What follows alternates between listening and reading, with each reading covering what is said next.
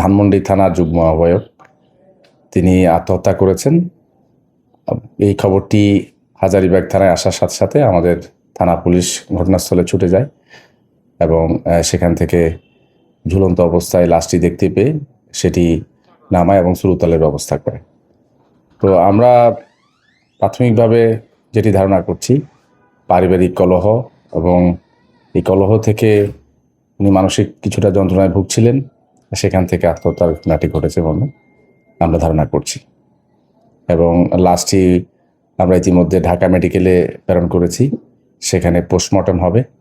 Postmortem সমাপ্ত হলে সেই রিপোর্টের আলোকে আমরা অধিকতর তদন্ত করে এক্সট্রিম মশার কয়েল প্ল্যান্ট ফাইবার দিয়ে তৈরি, তাই সহজে ভাঙে না, সুগন্ধিযুক্ত ও নিরবিচ্ছিন্নভাবে জ্বলে। ডেঙ্গু, চিকুনগুনিয়া বাহি সহ যে কোনো মশার বিরুদ্ধে দেয় এক্সট্রিম সুরক্ষা। এ বিষয়ে চূড়ান্ত সিদ্ধান্তে পৌঁছাতে পারব। পরিবারে একটু যোগাযোগ করেছিলেন বা কোনো পরিবারের লোকজনের সাথে আমরা প্রাথমিকভাবে যোগাযোগ করার চেষ্টা করেছি। তারা নিকটাত্মীয় যারা আছে তাদের সাথে প্রাথমিকভাবে যোগাযোগ করতে পারেনি, তবে অন্যান্যরা যারা আছে তার দুঃসম্পর্কে একজন মামি আছেন, তিনি এসছেন, আর অন্যরা পথে আছে মর্মে আমরা জানতে পেরেছি। সুরত হলে আমরা এটি আত্মহত্যা মর্মেই নিশ্চিত হয়েছি।